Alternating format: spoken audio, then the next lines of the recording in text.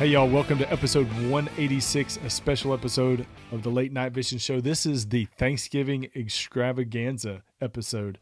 And wow, that sounds important. Extravaganza. Exactly. That's why I said it. I wanted to get everybody's attention. So the other voice that you're hearing online, which you probably already know, Jason Robertson, the owner of Outdoor Legacy Gear. I figure if I said extravaganza, that would get people to want to tune in and stay with the show. But wow. And that always makes it sound more important, right? It does. It sounds, you know what? It sounds so important that it surprised me, and I can't wait to stick around because that's you don't know what's going to happen. Extravaganza. It's extravagant. You never know what's going to happen in extravaganza. But I'll tell you this: we want to thank y'all for joining us. If you are listening the day it comes out, it is Thanksgiving. So happy Thanksgiving to all you. If you're driving with your family to go to the in-laws' house to watch football, eat turkey, big thankful for the family. Argue with everybody about politics. I don't know what everybody's family does. Sounds like luckily what y'all do. I know what y'all do at your house. Yeah. No, luckily everybody in our family all agrees with each other on politics, so it's not that big of a deal. All voting for Biden in 2024, right? Exactly. Yeah. And I'll tell you, really, it's just a bunch of guys sitting around lying about stuff, stories that they had, whether it's hunting stories, fishing stories, golf stories, whatever. It's a lot of fibbing going on, but no, it's a good time. You know, thank y'all again. Somebody's going to hear that and think y'all are really voting for Biden. So that's the funniest part. Oh, it's nice. You actually think my family listens to the show. Yeah. But no, it is Thanksgiving, y'all. Thanksgiving 2021. We've got, we've done several different styles of show. In the past we've done wives shows, and we have banned the wives. We told y'all one day that we were going to do it, and we actually did. We banned the wives from the Thanksgiving extravaganza show. That's not the truth at all. It's not at all the truth. Not at all the truth. No, we may down the road do another wife show, but our wives are very busy right now, and I don't know if they even wanted to be on the show, to tell you the truth. So we're going to save that for another time. But anyway, we have got this week, we're talking about all the questions from the listeners. You know, we get so many emails, y'all, and keep them coming. Send them right to Jason, attach them and ask for Jason to reply personally. But we get so many emails and lots of great questions, lots of good show topics. And if you got a show topic that you want to hear or you want to know more about, definitely let us know. A great way to do that too is in the comments of this video. That's the best place on YouTube. Yeah, if you're on YouTube, do it. If you're on iTunes or listening on the audio only version, you can obviously email us or head over to the YouTube channel and leave us a comment there. But yeah, that's a really good way. We read and go through all these comments very regularly. So thank you for that. But yeah, we're going to do a listener's question and answer show. And these always make me nervous because it can get sideways very quickly. You never know where it's going to go with some of these questions. But I think we've got some good ones. I'm excited about that. But, we've got this is one of these shows we have work to get to because we've got so many things to talk about between now and the end of the year. But we also know that this is probably not the great day to talk about scopes. It's about family. It's about being thankful for them. We have a lot to be thankful for. You and I personally, professionally, business-wise, have been extremely blessed. Yes. Thank y'all for calling in and giving us your business or giving us the opportunity to earn your business. So many of you call in on a daily basis and talk about the show and that you watch. And you said, well, if you got questions about scope and you're looking to buy, you say give you a call. So, taking you up on your offer and thank you for that. We really appreciate it. And it has been, Jason, as you know, it has been today. This whole week has just been nuts, absolutely nuts. It has been. We're recording the show even later than usual because we're just absolutely slammed, which is great. I mean, it is a blessing, and we'll talk about that a little more at the end of the show. I mean, if we have some time here, we can talk about a little more what's going on and just be honest about a lot of the things we are thankful for. But I want to jump in on this show and get this ball rolling. There are several questions here. I'm going to be 100% honest. Hans, executive producer, put all this together. I chose the question. I chose the questions. I have not completely read all of these because we've been so busy. They printed off on my printer down there. I grabbed them, ran up here, jumped in front of the microphone, and if you see me looking down here, I'm trying to figure out what the questions are going to be. So it's going to be kind of a surprise to me as it is to y'all. So yeah, I don't have it's kind of like answers for all this. So maybe interesting. It's kind of like when the Rolling Stones take the stage and somebody hands Mick Jagger the microphone right before he goes on stage, gets out of his stretch limousine. That's Jason. Mick Jagger. That's just not hand him the show notes and he just makes his magic. So exactly. We've got 6 questions, Jason. We got 3 for you, 3 for me. Okay. You've got a list of them, so you're going to read mine. But yeah, so I was initially thinking about coming up with 10 of them, and you're like, no, that's too many. We'll never get through the 6 that we got in a 45-minute show. So I'm going to start it out. And I don't know if I'm going to pronounce these names of these cities correctly. So as long as you're close. Who knows? If I mess it up, I apologize. So this question is from Tim from, I'm going to say Platteville, Wisconsin. Okay. If I'm mispronouncing that, I apologize, but it looks like Platteville, Wisconsin. We'll go for it.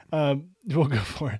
Love the show. I am a coyote hunter from Wisconsin, and I am in over my head trying to decide on a thermal scope. My question is, I see scopes that are 384 resolution, 12 micron, and 640 resolution, 17 micron. What's more important, high resolution or lower micron? We're getting started with like a scientific question. Yeah. You couldn't ease right into it and get like so a funny question. This is one of those things where my real advice is to pick up your phone and call 877-350-1818, and that's going to get you to Outdoor Legacy, to Hans or I, and we'll help advise you on what you need. So here's the thing. The problem is that I'm going to answer this question, but there's so much more of a backstory here that I really need. I want to know what you're doing and how you're hunting. I want to know more about the magnification. That's something that's left out of this. So generally speaking, I would much rather have a 640 high resolution scope. I mean, the resolution beats out the microns. When we're talking about the difference in 12 and 17, it's fairly minor. I'm not saying there's not an improvement when you go from a 384 17 to a 384 12 or a 640 12 and a 640 17. But I can tell you right now, there are some 640 17s on the market, 17 micron, that look better than 640 12s. Yeah. Okay. I was going to say the same thing. Yeah, I was going to say the same thing because, obviously resolution is the more important number. Definitely. But and it's go ahead. No, you're right. Go ahead. I was going to say, there's examples of 17 micron 640 scopes that do have better picture. You're probably going in this direction. And this is your question. I hijacked it, but a lot of it has to do with firmware and software. That's it. You took it from me. No, that's right.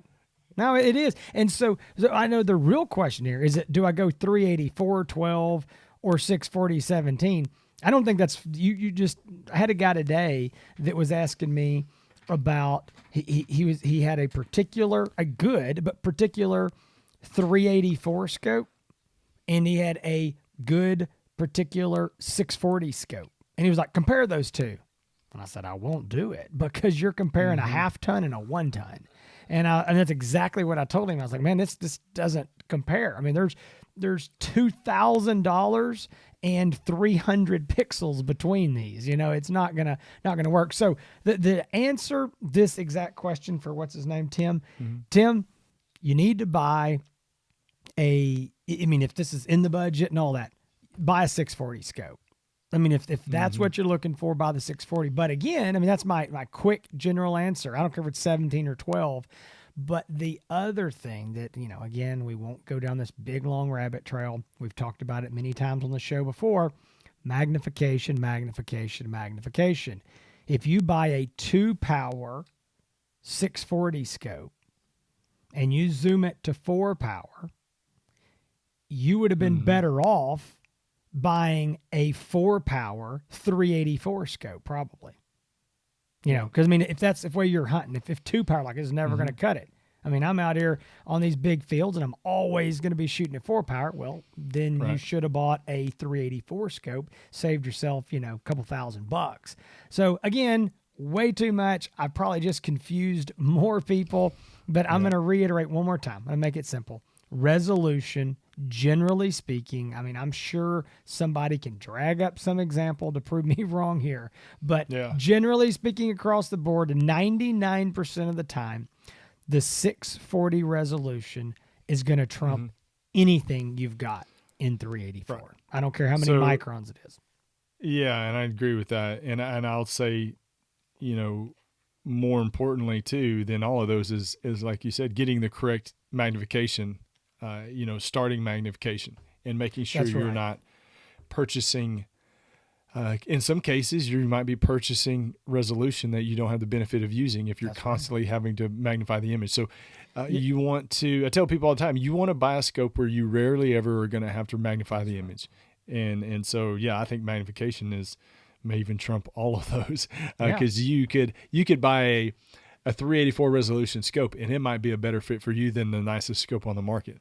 I agree. And I think that, you've just, well, I don't know, there's so much to get into there. And I'll bring up one more thing. You said this and you took the words out of my mouth talking about the firmware and the software and the thermal core and what's running everything. There's so much because the caveat to this is an example. I know guys that have had 640, 17 micron scopes, or maybe even like way old 25 micron. That used to be common. They'll have these scopes from several years ago and say, man, my buddy's brand new 384 looks better than this. I mean, now, yes, when I zoom in, I don't get as pixelated, but man, his scope is just so much more striking than mine. I think he can ID, but that's because the technology has moved way past his scope. We're not talking about anything in the last 3 or 4 years. We're talking about something way before that. Yeah. But again, folks, we have gone into this again on past shows, but you can't take the specs on paper and form a complete opinion because there's so much more under the hood, all the way from quality of the germanium, quality of the glass lens that sits in front of the germanium, the software, the display screen, the eyepiece quality. There is so many things that again, you just can't look at the specs and say, okay, this tells me this scope's automatically always going to be better. So, a lot of times it's going to come down to talking to somebody who's looked through all of them side by side. Yep. All right. So let's move to the next one. Here we go. All right. This is great. I'm reading this here. This is, oh boy. Question from, I'm not going to use an accent and offend our foreign. I really wanted to, and it would butcher this. I'd love to hear it. Lucas from Germany. Since y'all do not want to hear me do a German accent. It'd be kind of vague. Sounds fake. It would be. Sounds like a fake name. Well, this would be bad if I did the accent. So for Hans. Yeah. Man, I'm so trying to not say this in a terrible accent. Why do Americans try to kill sows and their offspring? Here in Germany, this is illegal. It's considered highly unethical. I don't know exactly what the laws are over there, but I do know that I've heard some Germans that get really, and I say Germans, maybe some other European companies, they get really upset when they see us on video shooting piglets and sows. It's all about the boars. And that's why when you talk to them, it's called boar hunting. I mean, they don't just call it like hog hunting. It's boar hunting. So why do you do this? Yeah, every day on my YouTube comments, I get told that I should be locked up in jail for the type of hunting that we're doing here in Texas. It is I don't know if it is just a German thing or if it is a European thing, but they think it is very unethical, just like Lucas here, that you're shooting more than just the boars. And I don't think it's just, I think it has to do for reproductive, there's thoughts out there that when you kill the boar, the alpha boar of a group, that it causes the group to splinter, and also causes them to reproduce more, which causes more damage. So there is that school of thought. Opposite of what we're trying to do. Yeah, exactly. So there is that school of thought out there. A lot of people really subscribe to that. You know, if you're killing the alpha boar is keeping the group together, keeping other males away from the sows. So, but yeah, man, I get hate mail all the time. That you should be locked up. You know, you should have your guns taken away. Wow. But we do have some fans from Germany that can get past that. So yeah, we Americans do. I guess a lot, maybe mostly Texans.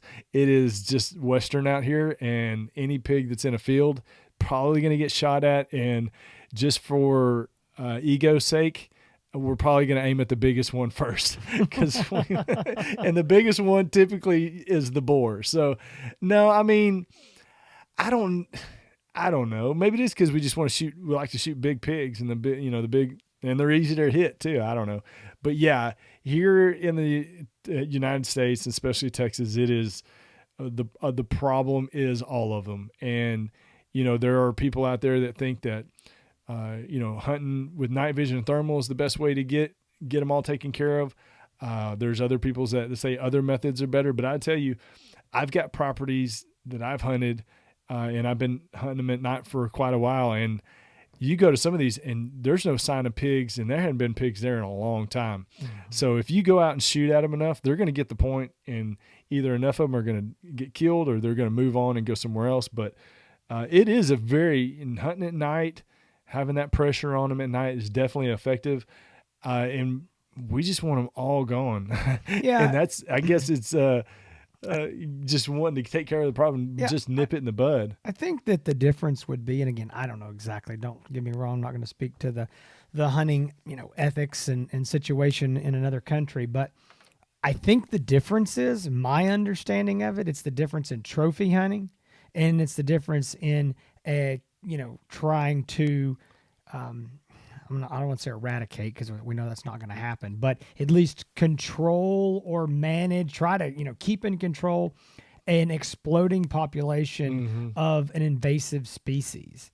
So we would not, okay, here we go. Americans, if we saw some guy out there and he was mowing down whitetail deer with an AR-15, just blasting into a group of them, and they're running off, dragging legs, running into the woods, and he just keeps shooting. And we'd be like, what in the world? Because those are considered a trophy animal that we manage the herds all across the country. You want to kill the biggest bucks. You want to kill the mature deer. You want to kill a certain number of does to keep the ratios right. You want to kill the inferior buck, because we're trying to manage it. Like you would in some ways. A herd of anything. You're trying to intentionally grow the biggest deer you can, again, and keep the herd healthy. We're not looking at wild hogs that way. We're looking at them like they're fire ants, they're mice. So we don't care if it's the biggest rat. We're just trying to kill all the rats. Well, and this isn't part of this question. So Lucas from Germany, I know that did not answer your question. You're not one of the ones on YouTube that telling that I should be in jail and all this stuff, I see it on everybody, but I'm going to expand this rant a little bit too. Here we go. Because the guys on YouTube that comment on hog hunting videos and they say one shot, one kill. If you can't, if you can't drop a pig with one shot, then you should give up all your weapons and never hunt again. That tells me two things. Either you've never hog hunted before, or it tells me three things. Either you've never hog hunted before. This is great. Boy, you're digging a hole. I love it. You've never hog hunted before. You only go to the range and shoot pieces of paper, so you're awesome at killing pieces of paper.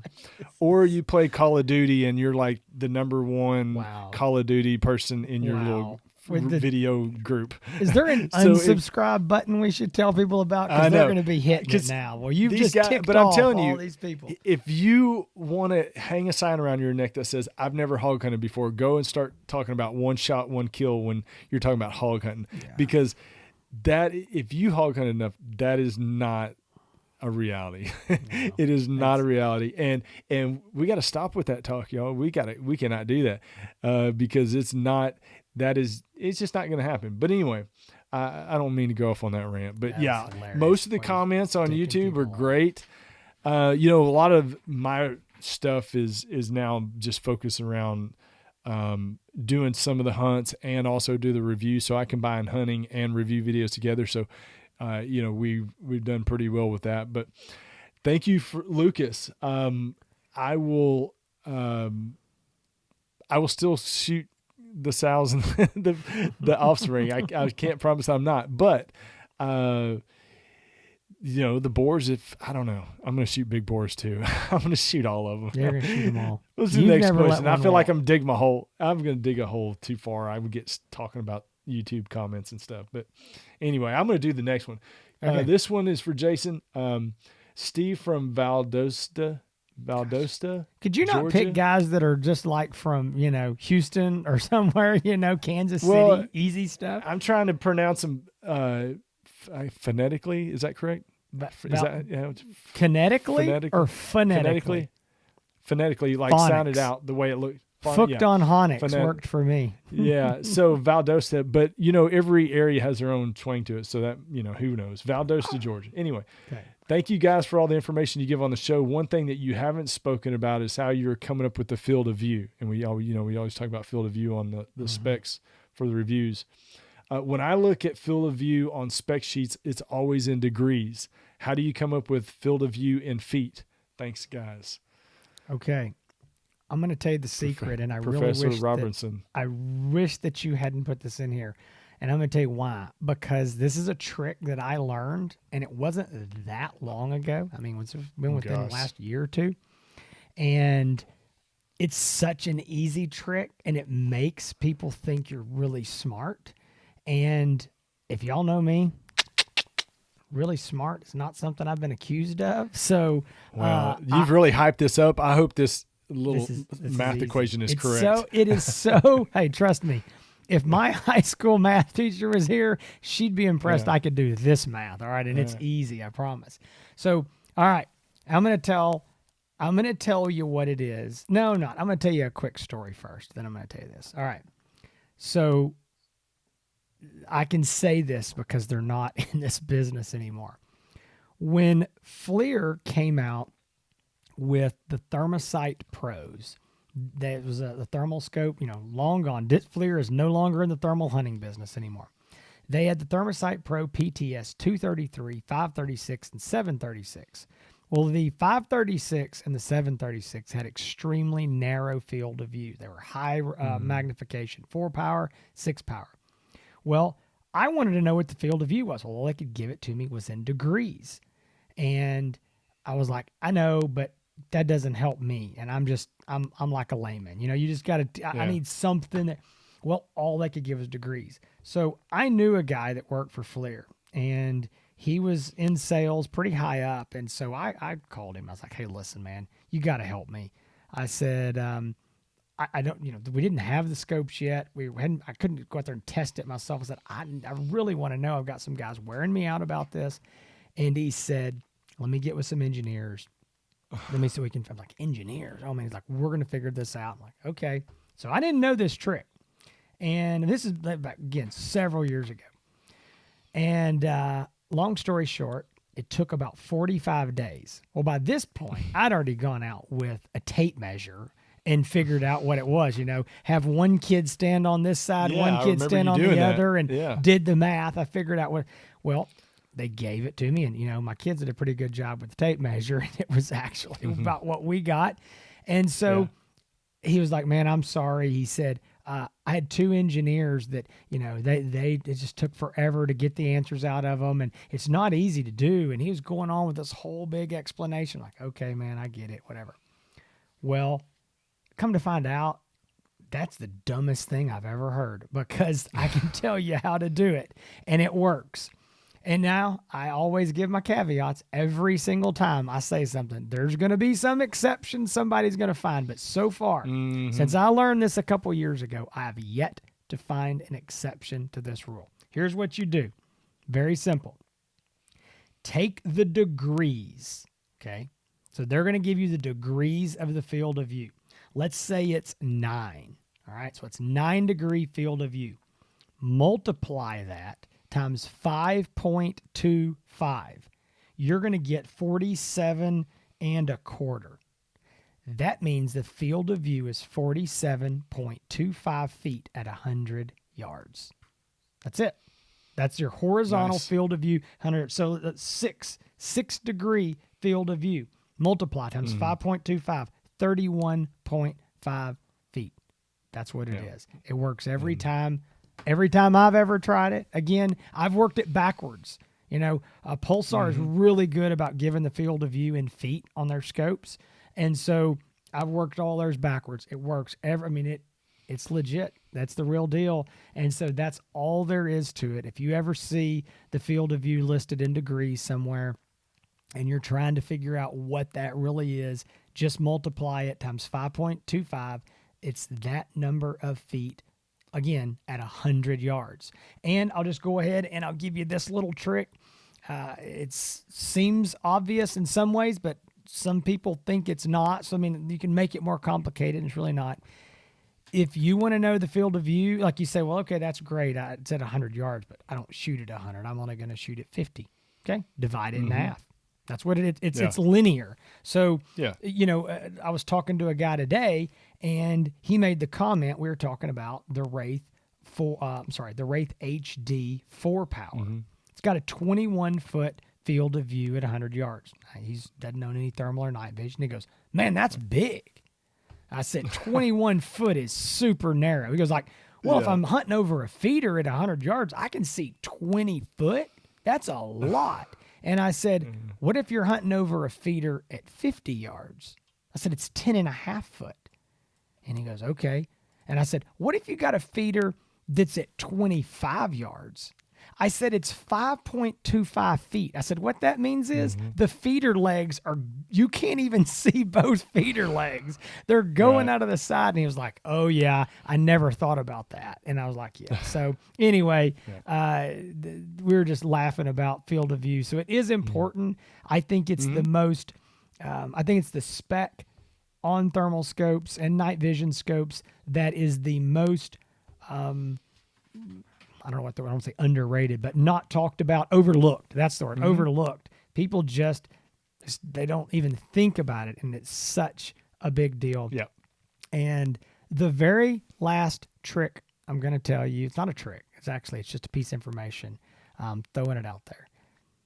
The mistake that people make in thermals, and I hear this every day on the phone. I'm sure you do too, Hans, and I get it. Coming from the daytime optic world, this doesn't compute in the nighttime world. A larger objective lens does not equal a wider field of view if you also went up in magnification.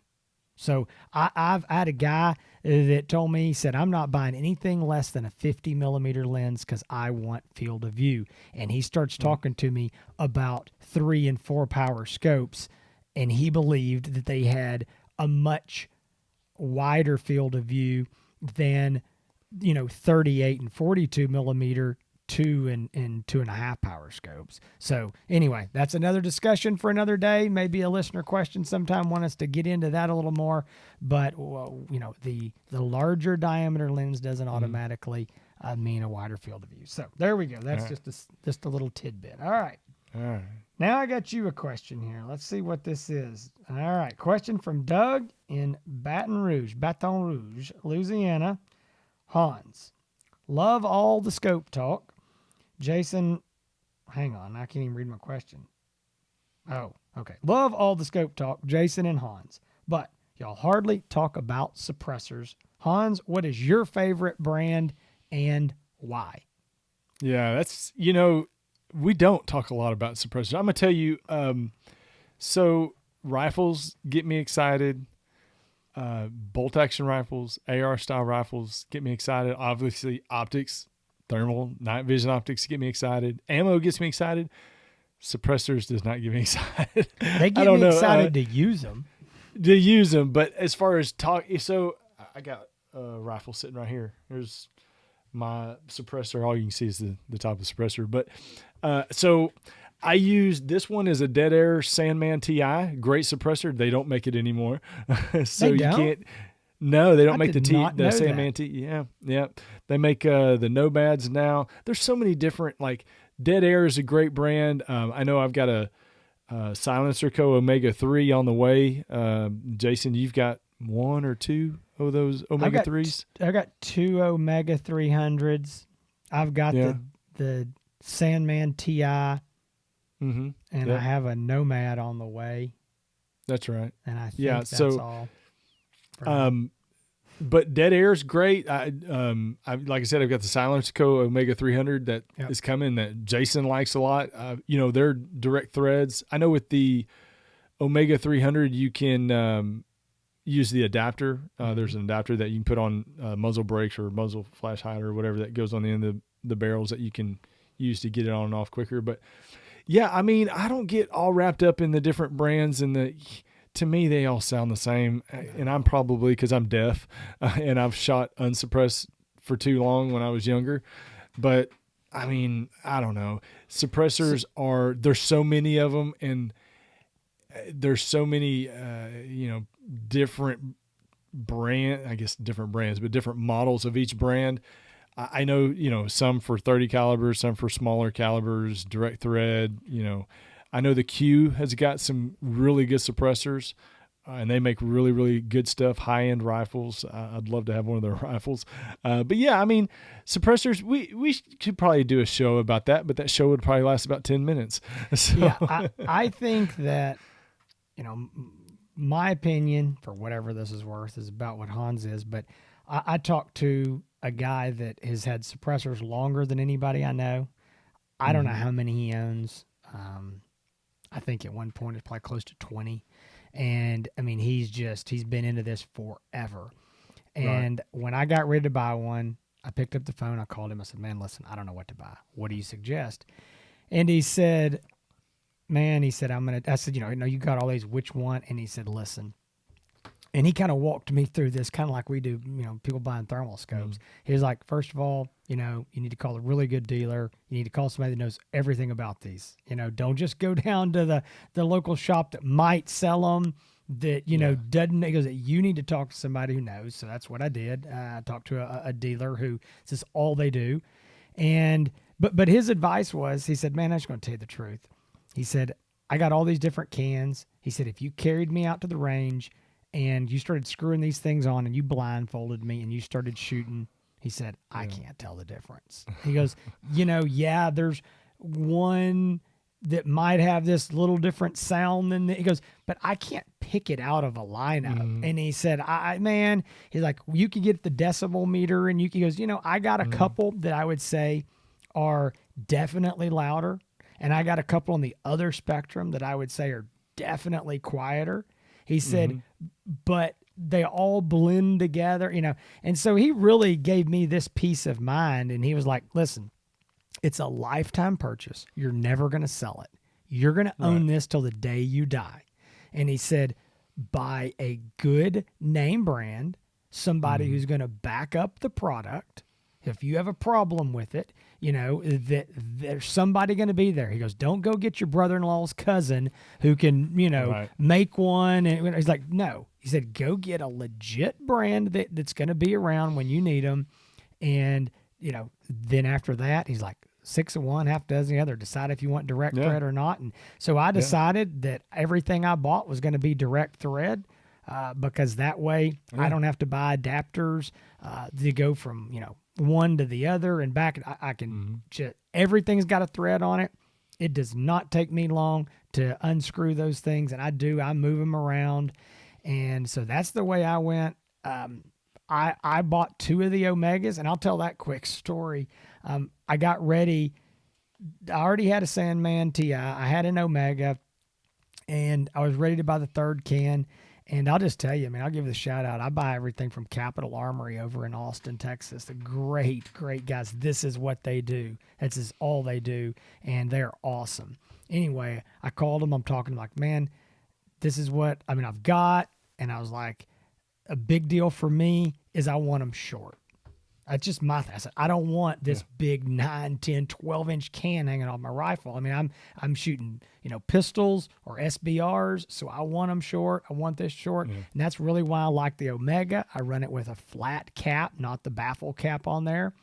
And I said, man, what should I get? And he goes, buy another Omega 300. I was like, wow. I said, I've already got one. And he was like, you just described everything you wanted. And you like one, you like the one you got, buy another one. I was like, I know, but it feels like I'm only going to own a few of these and I'm going to own them forever. And he was like, hey, if you just want to buy a different one to buy it, fine. And it was like, but if you like this, go for it. And so that's what I did. I bought another one and I've never regretted it. Not at all. It's like, hey, it does what I want. It's short. It sounds good and I like it. I'm happy with it. So I'm with you. I love suppressors. I don't get into all the talking about them when a new one comes out. I don't go drool over them personally, but I don't want to shoot anything without them. I can tell you that. Oh yeah, for sure. Yeah, I'm glad we have them. I wish it was like Europe.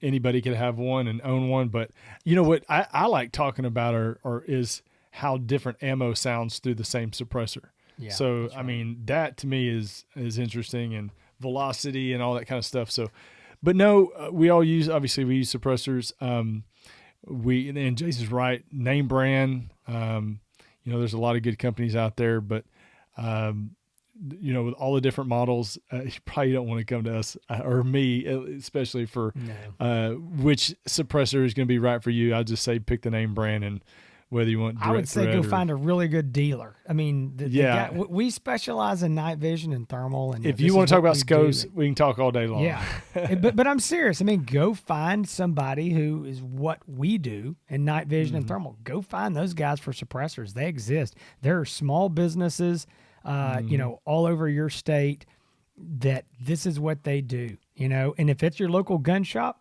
and they know about them and they can do, go support them. I'm all about supporting local gun shops, but you do want to find guys that really understand them and know about all the different optics. Hey, we got to get this show going. I told you we couldn't do 10 questions. We're going to run out of time. See? We only got 6. So what's next? This next question, the second to the last question, this is from Kale in Alabama. This, I don't know, this is fake. There's nobody named Kale in Alabama. It's definitely fake. I heard that there's a 1280 resolution thermal is going to be hitting the market soon. Is there any truth to that? If it isn't true, will we ever see a 1280 thermal available for everyday folks? And the man that's got the crystal ball, that has his finger on the pulse of the industry, our resident thermal and night vision expert, who has multiple non-disclosure legal binding agreements signed that he cannot break. Oh man, does that mean yes? That means yes? I can say this. Yes. There will be a 1280 high resolution thermal scope at some point. I can't tell you when, because I don't know. I can't speak to much more than that. What I can say is right now, if you want to buy a 1280 thermal sensor, not in a scope, just buy the sensor. And I think, maybe it's attached to a display screen, maybe it's not. You can do that for $30,000, and that will literally you're getting this little thing that you can hold in the palm of your hand. That's got some wires and some got a circuit board, and $30,000 will get you a 1280 sensor. It's gonna happen. That I don't know when, and I really don't know what it'll be. I don't think it's going to be cheap. I don't think it's going to be for the common man. I do think that eventually we might see that. I mean, I would say there's not a lot of talk about it right now. I mean, it's so when it does come, I think it's going to be very expensive. And I don't see, and I'm saying all this will be so wrong, but I don't see, whatever, Pulsar and AGM and Bearing and iRay.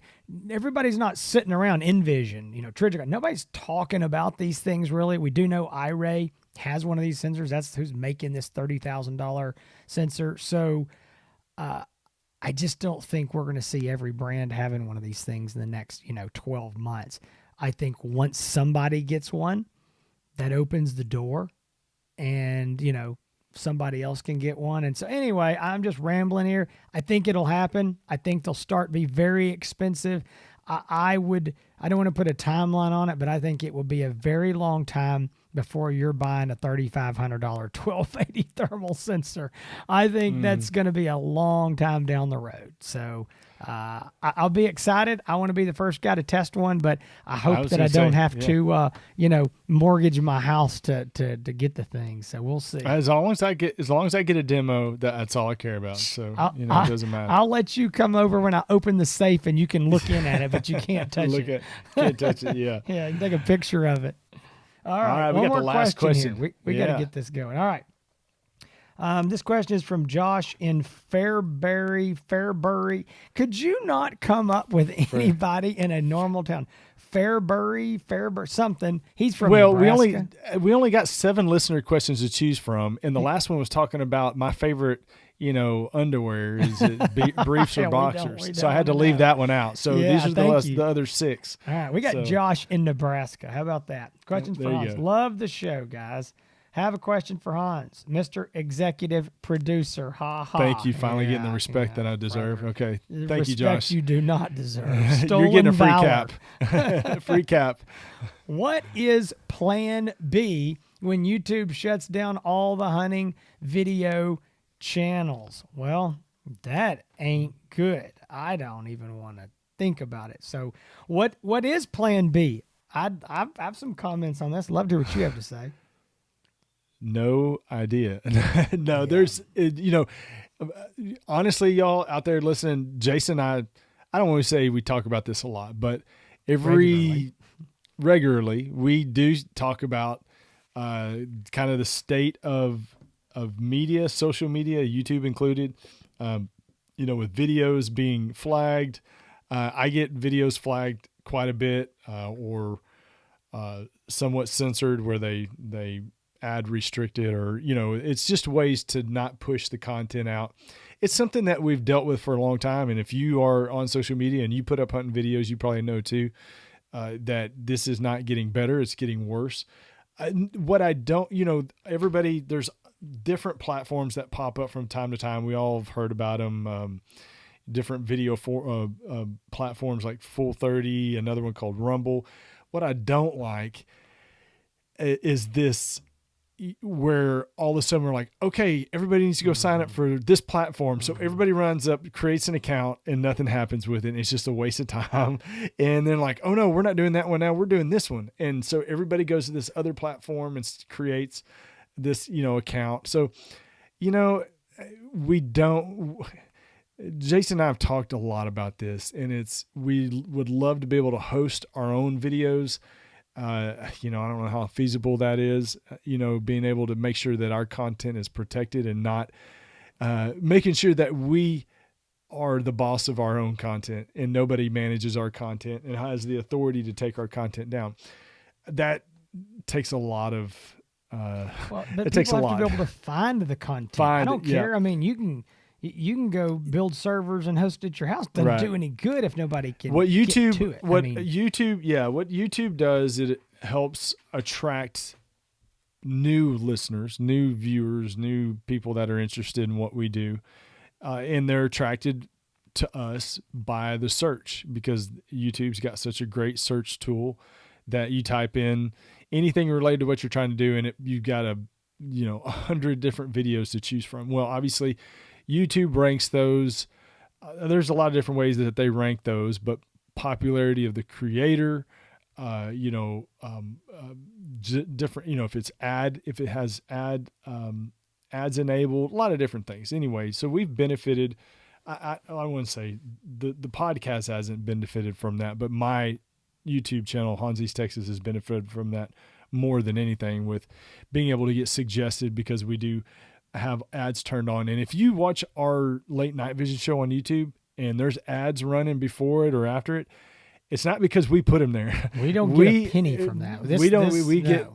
We've made 186 episodes and we have not put any ads or tried to put any ads on any of our videos because we're doing so to try to stay off the radar. And when you start trying to make money off YouTube, you're basically shining a big light on yourself. So we do not want to put ads on any of our podcast videos, but I do know that sometimes people are playing our show and seeing ads, and that's definitely not us. But as far as the question, there is no plan B at this point, but I hope it's not at some because point we don't think it's a serious question either. It is, and it's something we talk about a lot, but like I said, we got to get away from this run into every little thing that pops up and, trying to see if that fit. There needs to be one. There does. And I want to bring this up. I know it's your question, but it's something that has plagued me for a long time. And I'm not going to get into my whole theory on this, but I will say it in a nutshell. This is something the entire hunting and shooting industry is going to have to get behind. Hans's point is valid. So some college kid can go out tomorrow and create some new platform that's going to be for hunting videos, and it's great. And he's got a, $5,000 budget to go put this website up, and it's great, but nobody knows about it. Well, a few people here, and they, again, you run out there, upload a few videos, nobody knows about it. Okay, fine. So there's some videos, but there's not many videos. There's nobody going there to watch the videos. So it just flips and flops and it's a done deal and it dies and it goes away. The only way this is going to happen, this is my opinion, we're too far down the internet, down this trail for some random guy to go out and create the new YouTube and it blow up. Now, there may be something new that's different than YouTube and happen, but to replicate that, it's going to have to come with organization from competitors, from people that, compete against each other, but all have the same interest of the hunting and outdoor industry. And I'm talking about big names. I mean, we'll contribute. I'll give money. I mean, but it's going to have to come from the little bitty guys all the way up to the biggest. And if everybody's got to be able to willing to get in the same room and say, somebody's got to create it, somebody, some organization, I don't know. I don't say the NRA, who knows what they'll do. Somebody like that though, that can get everybody in the same room, create this, and then get the support from everybody, because otherwise we're going to keep doing the same thing. So some little something's going to pop up and be gone 15 minutes later. Two things, and then we'll wrap up the show. The first thing is that if you all remember Parler. I knew that was coming, Here's the problem with what happened with Parler. It was everybody stopped using the tweet, doing the Twitter thing, and then everybody jumped over to Parler. Well, Amazon Web Services just stopped supporting that website. They just shut it down. Yeah, they couldn't get hosting. They just shut it down. I mean, so, that's one of the situations is, huge. We're up against a lot in the hunting industry to be able to do this and be able to do it effectively. But the other thing is, as competitors, with us, other thermal companies being competitors, and with other hunters that are trying to get notoriety in the industry, that are trying to get, work their way up, we've got to stop going after each other. Meaning our videos, my videos, get reported by competitors in the industry, probably more and just as much as any PETA or animal rights person or anything. Sure. It's other people in the industry that are going after each other and reporting each other's stuff and trying to be competitive and third grade stuff. So we're doing when we and I've never done it. I know you've never done it. I've never even given a thumbs down to any video on YouTube ever. No. But whenever we start reporting, I say we, the industry, we start reporting our own videos because we want that competitor to not get the exposure, or we're, trying to do whatever. We're just creating just a terrible situation for ourselves that we're bringing on ourselves, unfortunately. So those were the two things. But anyway, I appreciate the question. It's something we think about a lot. It's concerning, and I hope we can do something about it. I agree. Well, okay. So we've got a long show. We've gone long on our 6 questions. I'm so glad we didn't go with 10. Folks, listen, we hope you enjoyed the show. It's been, a kind of a fun, laid-back show. Again, a little different than some other stuff, but we do like doing these shows. So if you have questions that you'd like to hear, us answer, again, leave them in the comments, send us an email, do something, however you want to do it. Send us a private message on Facebook or Instagram or whatever. We want to hear from you, and we want to know, if there's questions that y'all would like to hear us discuss on here. We'll do our best to try to answer them. Again, we know it's Thanksgiving Day when this is airing. You may be listening to it after the fact, but we just want to say, happy Thanksgiving to you and your family. As Hans alluded to early in the video, we are very, very thankful, and we're thankful for all the blessings that we have been given individually, as a business, as a country. And we know that, we have just got so many things. I mean, I'd like to start listing things, like so much to be thankful for, but we are very thankful for all of that. And again, as Hans said, we're thankful for y'all. We would not be doing this show if it wasn't for y'all. And so it means a lot for all the listeners and the people who have given us your business at Outdoor Legacy, because as Hans and I have said before, without Outdoor Legacy, there is no Late Night Vision show. Without people buying scopes from Outdoor Legacy, there's no Late Night Vision show. So not to turn it into one just big commercial, but that's really what, fuels the show. So it means a lot. We get so many phone calls, emails, and even just guys that go on the website, place the order, and I have comments all the time. Hey, love the show, watch it, thanks for the help, knew right what to buy, so it really means a lot to us, and we really, really appreciate it. You're here. If you're on YouTube, go ahead and click the subscribe button if you already hadn't. That way you'll be alerted when there's new shows, which we release every Thursday.